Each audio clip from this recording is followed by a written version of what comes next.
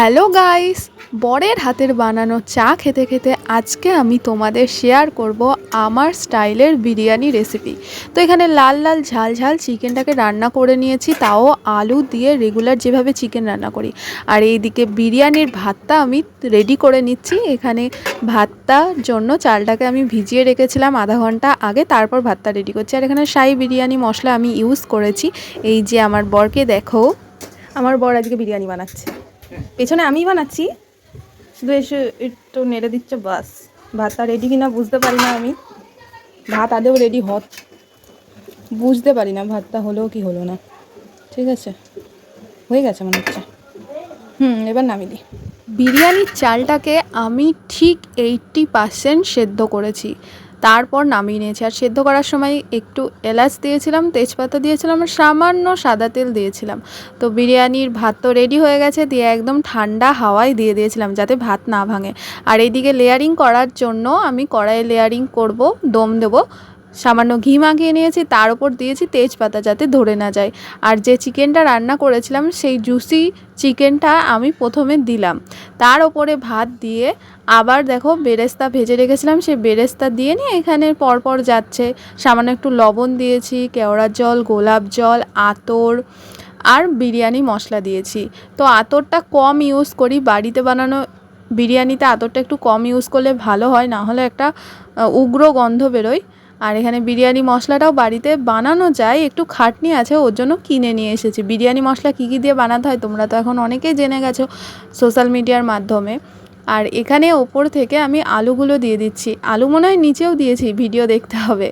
আর এখানে চিকেনগুলো একটু বড় সাইজের আনিয়েছিলাম, মানে রেগুলার যে সাইজের খাই তার থেকে সামান্য একটু বড়। আর বিরিয়ানির চিকেন বানানোর স্টাইল কিন্তু আলাদা হয়, এটা বাড়িতে বানাচ্ছি তো তাই একেবারে এই রকম স্টাইলেই আমি বেশিরভাগ সময় করি। খাটনিটাও আমার কম হয়ে যায়, দুপুরে মাংস দিয়ে খেয়ে নিই আর রাতের বেলা বিরিয়ানি করি। চারিদিকে কিন্তু এখন বৃষ্টির সময়, তো খাটনিটাও কম হচ্ছে, গরমটা কম লাগছে। তো ভাতটা আরেকটু করলেও হতো, তো ঢাকছিল না, দেখো তাও জোর করে ঢাকালাম। আর এই দিকে আমি ডিম দিতে ভুলে গেছিলাম, ডিম সেদ্ধ করতে, তো শাশুড়ি মা সেদ্ধ করে দিলেন। এবার আমি ডিমটাকে দিলাম, বেরেস্তা দিলাম, ঠিক সেম ওইভাবেই রিপিট করব যেভাবে প্রথম লেয়ারে করলাম। তো বিরিয়ানি খেতে কে কে ভালোবাসো অবশ্যই কমেন্ট করো।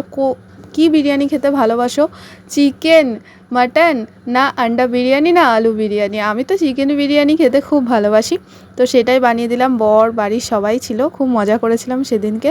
এবার অনেকে আবার ভিডিওতে এসে কমেন্ট করবে, তোমার বানানো বিরিয়ানি দেখে আমাদের কি হবে, তুমি তো আর দেবে না, তো কি হয়েছে, তুমি চলে আসবে যেদিন আমাদের বাড়ি আসবে, চিকেন সাথে করে নিয়ে আসবে, হাতে করে দিয়ে সঙ্গে সঙ্গে বানানো হয়ে যাবে, কারণ চাল তো ঘরেই থাকে, চিকেন তো আর ঘরে থাকে না।